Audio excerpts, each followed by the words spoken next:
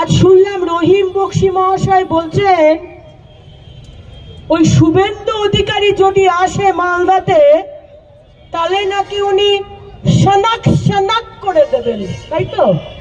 শনাক শনাক করে দেবেন। তো রহিম বাবু একটু কান খুলে শুনে নিন।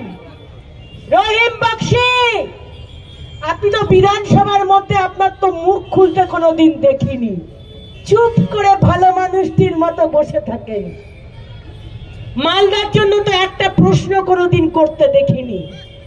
আজকে আপনাকে শুনিয়ে রাখি, আপনি জেনে রাখুন আমাদের বিরোধী দলনেতা শুভেন্দু অধিকারী জানুয়ারি মাসে মানে পরের মাসে মালদাতে আসছে। আপনি কত সানাক সানাক করে দেবেন সেটা আমরা তখন দেখব, তাই নয় কি? তৃণমূলের নেতারা ওই উদয়ন বাবু বলেন নাকি গোপ ছিঁড়ে দেবেন।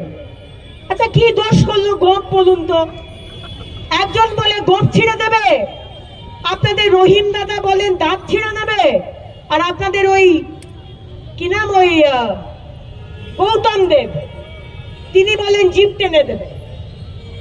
কিন্তু আপনাদেরও একটা কথা বলে রাখি, তৃণমূলের যত নেতা মন্ত্রী রয়েছেন, আজকে আপনাদের এই ইংলিশ বাজারের মিউনিসিপ্যালিটি কোথায় কি দুর্নীতি হয়েছে সব ওই লাল খাতা নীল ডায়েরিতে লেখা হচ্ছে, তাই তো? সময় মতো সব খোলা হবে। আর এই পুলিশদেরও সতর্ক করে রাখছি, যে আপনাদের পুলিশ চাকা ঘুরছে, খুব শীঘ্রই সারা পশ্চিমবঙ্গে পদ্ম ফুল ফুটবে। আর এই বলেই আমি আমার বক্তব্য শেষ করব।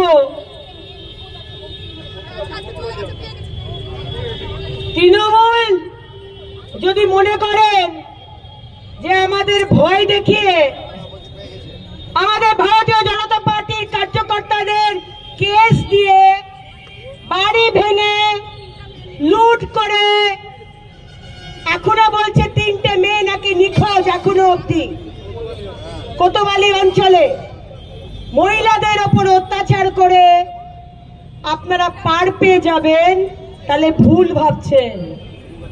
যদি আমাদের ইট মারেন তাহলে বিজেপি থেকে পাল্টা পাটকেল খাবেন, সতর্ক করে রাখলাম আপনাদেরকে। লড়াইয়ের জন্য প্রস্তুত হন, 3 মাস বাকি, চোখে চোখ রেখে লড়াই হবে।